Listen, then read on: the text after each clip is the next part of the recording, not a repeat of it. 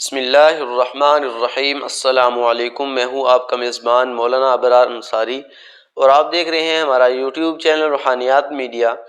تو آج کی اس ویڈیو میں آپ کے لیے بہت ہی زبردست وظیفہ لے کر حاضر ہوا ہوں، جو کہ موسم کے اعتبار سے ہے۔ جس طرح کہ سردی کا موسم شروع ہو رہا ہے اور بچوں بڑوں سب کو بخار ہو رہا ہے، تو بخار کی شدت کو کس طرح ختم کیا جائے، یہ اس کے لیے وظیفہ ہے۔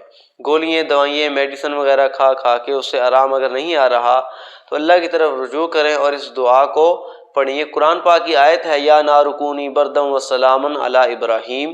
اس آیت کو پڑھیں۔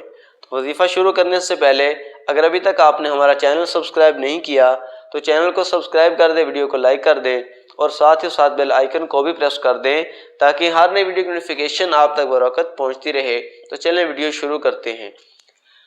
اعوذ باللہ من الشیطان الرجیم، بسم اللہ الرحمن الرحیم۔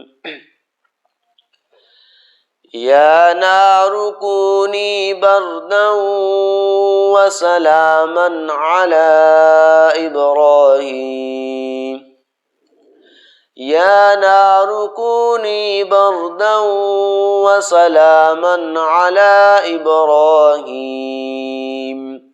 ترجمہ: ہم نے آگ کو حکم دیا کہ اے آگ تو ٹھنڈی اور بے گزند ہو جا حضرت ابراہیم علیہ السلام کے حق میں۔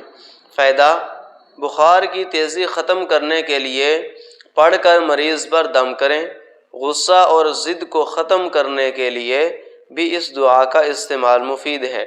اگر آپ کو یہ ہماری ویڈیو اچھی لگی ہے ویڈیو کو لائک کر دیں، چینل کو سبسکرائب کر دیں۔